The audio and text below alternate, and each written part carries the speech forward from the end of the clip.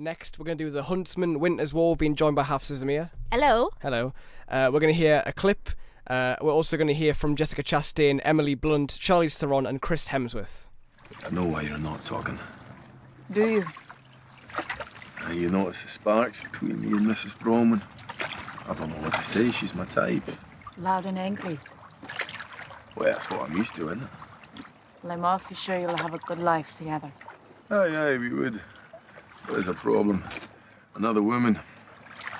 Bit taller, not as pretty, mind you. She sounds far too clever to waste her time with you. Well, I remember at one time we were caught up in a net together. This was a long time ago. You know the hero of every story you tell. Well, that's because I'm very brave. Which is why I'm going to save you from drowning. Some unpredictable waters around here. You're a right galoot. So are you. What's wonderful about playing this character, she's definitely not the damsel in distress. She absolutely goes after what she wants, and she doesn't wait for permission. In some ways, she's fearless. She's the one that leads Eric to this plan of leaving Freya's army.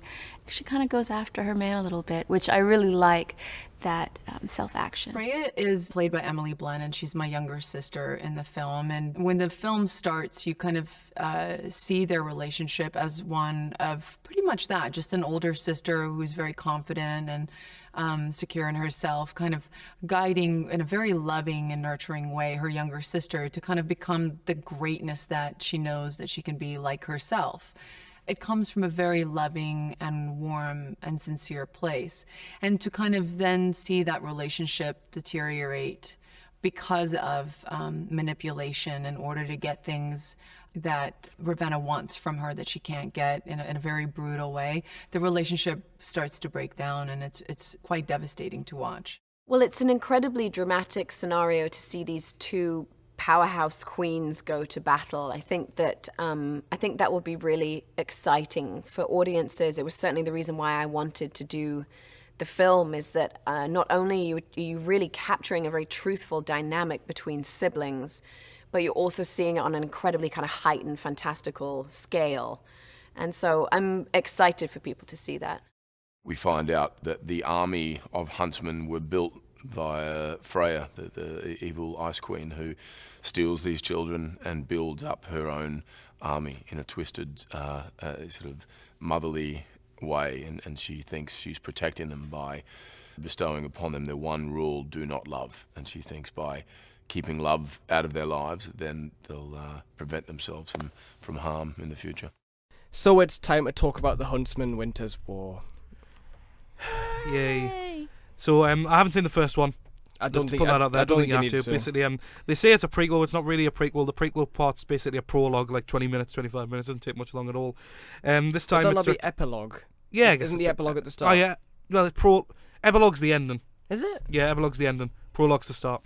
I don't know. I haven't seen the first one either. Yeah, it wasn't important. This time directed by Cedric Nicolas-Troyan, who was the visual effects manager on the first one. Do you know the story of why it's not Rupert Sanders again? I do believe you told me this, but you can tell. Basically, Kristen Stewart, who was Snow White in the first one, and the director Rupert Sanders had a bit of an affair, and they both dropped out. Yeah. Oh, is that why they didn't show Snow White? Because I was waiting for ages for them to actually show Snow White. I know. The first one. I know. Especially, you know, when they're in the forest and he meets the prince, and it's sort of like they mentioned Snow White, and I was like, are they going to show her? She's always mentioned but never shown. Yeah. Well, she is shown. She is shown, but it's a different actress. Yeah, and now you know why. Yeah. It was when she was with Robert Pattinson. Their excuse is literally the Queen is ill. Yeah, she's gone a bit crazy. Edward. She's had a bit of a funny turn. No, but yeah. Snow Edward. And he won the Academy Award, didn't he? I think so. You said for visual effects. Cedric Nicolas-Troyan for the first visual one. Visual effects were good. But in this new one, we've got Freya the Ice Queen, played by Emily Blunt. She wants to bring her sister Ravenna, played by Charlize Theron, back to life and wreak havoc and steal the kingdoms of the Enchanted Forest. Blah blah blah. You know the story by now. And only the Huntsman, played by Chris Hemsworth, and his secret lover Sarah, played by Jessica Chastain, can stop them. Emily Blunt, the Ice Queen, like her baby gets killed, and then because of that, she forbids any kind of love. Yeah. And obviously they fall in love and they can't help it, and then she banishes them and stuff. But it's not an instant thing. It's like they grow up together and they you know. And I really didn't like this film at all. It's a vanilla plot, and I said vanilla. There you go. That brings nothing new to the story, and you know, despite the fact that it's a different kind of fairy tale, you've not heard this before, but you have, because it steals like everything from every other film it possibly can. Emily Blunt just grimaces her way through everything she has to do in this film. It's just so awkward to watch her do it.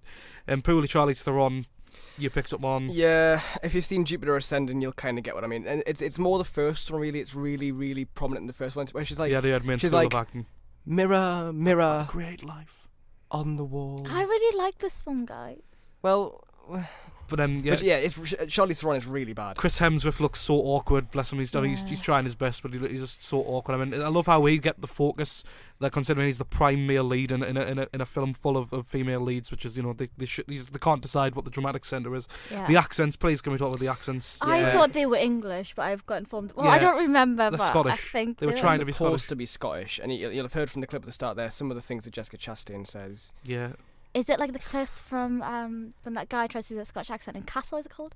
It's supposed to be a Geordie accent. Oh, Geordie accent. Sorry, not Scottish accent. But we're close enough to Scotland. Close enough. You may have heard this already on Spark, but if you haven't, this is kind of what we're talking about. I live in Donster I was bun mortal in the boozer when Eddie went down like. That's great. Amazing. Yeah. That's what it's like for the entire film. You're like, what? Yeah. Okay. Yep. It's just go along with it. incomprehensible. So are they American originally? Chris Hemsworth's Australian. Okay. Jessica Chastain's American, but they're supposed to be doing Scottish. Okay. But they do. Yeah, and really the comic relief for me is just really awkward and with forced. The dwarves. Yeah. I like them. Doesn't it seem a bit insensitive? There's been a lot of argument about this, like the use of non-dwarf actors in dwarf roles. Yeah. Is it just the novelty of having Nick Frost there and having Rob Brydon there and Sheridan Smith? You know, it's something didn't sit right with me there. The fact that they use the technology to shrink them down. It feels constantly at odds to the tone it's going for. I can never decide what tone it wants or what the dramatic centre is. Yeah. It's clumsily directed. I know he's a first-time director, but you can barely see what's going on in a lot of the fights. He's a second unit. He's the second unit director on the first one. Yeah, but I mean, and then it sets up a sequel that no one wants to see because nobody really cares that much to care about this series. No, it just sort of is there. You see, the thing is that like I've said, I do like this film. And that's okay. But now that you're saying about the whole, like, it can't really decide, I can totally see that, because it went from suspense to comedy, and that is one fault I will actually pick out. It the fact that awkward. it couldn't stay on one thing. Like, if it wanted to be full of suspense, it should just be full of suspense, and it shouldn't, because the humour just kind of spoiled the whole quality of it being about suspense. But I'm not really a film professional, so I wouldn't really know. Don't get me wrong. I mean, I did like the soundtrack, and I thought there was some decent enough moments on its own, but I feel like it was just boring. It felt like the set aside parts to put the comedy in, because they're kind of like an afterthought. Like, they thought, we've got all this story put in there, maybe at this point we need a bit of comedy, so we'll put the dwarves in there, and it felt a bit forced. It doesn't mesh together. I have heard that they supposedly put more comic relief in to alleviate the darker tone the first one had. The first Can one you validate that? Yeah, the first one's like pretty much grey. Like, if you could put a colour on it, just grey. At least this one's a bit lighter, but I think it's not the right way. I mean, certainly the sort of the ice palace or whatever you want to call it, that's quite nice shot. Yeah. And it's certainly a lot brighter and lighter than the tone of the first one, but they've just got it wrong. They've got both of them wrong. I really liked her outfits though. I thought her outfits costumes were good. Yeah. Yeah. But aside from that, but it's not the main focus point. But I think things like costumes are important though, because if they're wrong, then you totally are drawn out of it. No, of course, but But in terms of the actual filmmaking itself, it was pretty stupid. I mean, I liked it after hearing about all, your opinion. Don't let our opinion. But it makes sense, you know what I mean? It's not like I'm going to hear your opinion and then just go, don't like the film. Yes. It's sort of like, that makes sense what you're saying, and like, I can kind of, relate to it to some extent. Do you know what I'm doing? If you never change your mind, why have one? Yeah. Well, that's the thing. Just take it as it comes. And it's not like I didn't want to enjoy this film. Like Emily Blunt, Jessica Chastain, Charlize Theron, Chris Hemsworth, that's a stellar cast. And then you have people like Nick Frost and Rob Brydon, who are funny and have been in things that I've liked in the past. Yeah. It just doesn't really work here. Yeah. But what can we say? Mm-hmm. Well, next time we can look forward to the Huntsman spring break. Hopefully we'll be out of this place by the time that comes. No. Oh my god, I was like, what? Chris Hemsworth just spring break dudes. That'll be the one tonal shift nobody expects.